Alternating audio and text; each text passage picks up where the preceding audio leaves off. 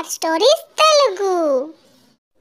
Hello friends, మీరు ఇంతవరకు చాలా కార్టూన్ వీడియోస్ చూసుంటారు, కానీ ఈ వీడియో దానికి భిన్నంగా ఉంటుంది. సరే అయితే ఇక కథ మొదలెడదామా? ఇక్కడ తెగ ఎక్స్పెరిమెంట్స్ చేస్తూ కనిపిస్తున్నాడు కదా, ఇతని పేరు రవి. ఇతను ఒక ఇంజనీర్.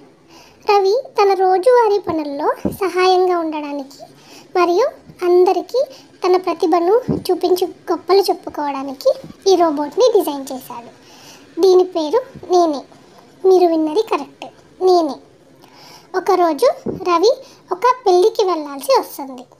అది తన స్నేహితుని పెళ్ళి.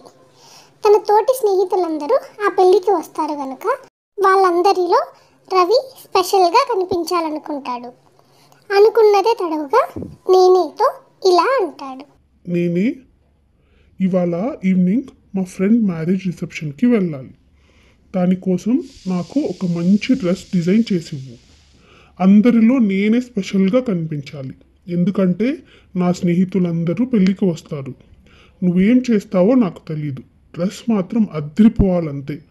సరే బాస్ అంటూ రోబోట్ డ్రెస్ డిజైన్ చేయడం మొదలు పెడతాడు. ఇంతలో రవి ఏదో పని చేసుకుంటుండగా తను స్లిప్ అయ్యి కింద పడిపోతాడు. అయ్యో, నడుం విరిగిందిరా బాబోయ్.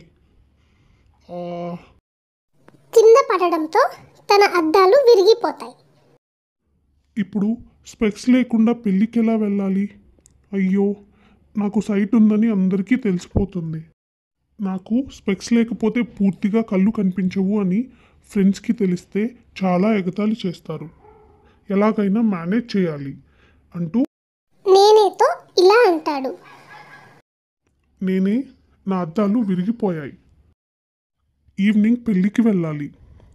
నువ్వు నాకు చేదోడు వాదోడుగా ఉండాలి పెళ్ళిలో, సరేనా? తలో రోబో డ్రెస్ డిజైన్ చేసి రవితో ఇలా అంటాడు. బాస్, నేను మీకోసం ఒక మంచి డ్రెస్ డిజైన్ చేశాను. ఇలాంటి డ్రెస్ నేను ఏ పెళ్లి ఆల్బంలోనూ చూడలేదు. మీరు యూనిక్గా చేయమన్నారు కదా, నేను చాలా యూనిక్గా చేశాను. అప్పుడు రవి, థ్యాంక్స్ రా నేనే. నేను నిన్ను క్రియేట్ చేసి చాలా మంచి పని చేశాను. రవి నేనే డిజైన్ చేసిన డ్రెస్ వేసుకొని ఇద్దరూ కలిసి పెళ్ళికి వెళ్తారు. ఒరే నేనే, నేను ఈ డ్రెస్లో ఎలా ఉన్నానురా? చాలా యూనిక్గా ఉన్నారు బాస్. ఏ మాటకు ఆ మాట. నేను నిన్ను క్రియేట్ చేసినందుకు నన్ను నేను మెచ్చుకోవాలిరా. రవి అలా వెళ్ళడంతో తన స్నేహితులందరూ రవిని చూసి చాలా నవ్వుతారు.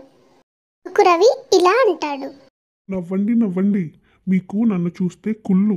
నేను మీ అందరికంటే బాగా రెడీ అయ్యాను కదా మంచి డ్రెస్ చేసుకొని, అందుకే. ఇంతలో రవి ప్రాణ స్నేహితుడొకడు రవితో ఇలా అంటాడు. ఒరే రవి, ఏంట్రా ఇది ఇలా రెడీ అయ్యావు? ఏరా, నువ్వు నా ప్రాణ స్నేహితుడివి, కానీ నీకు కూడా ఇంత కుళ్ళు ఉందని అనుకోలేదు నా పైన.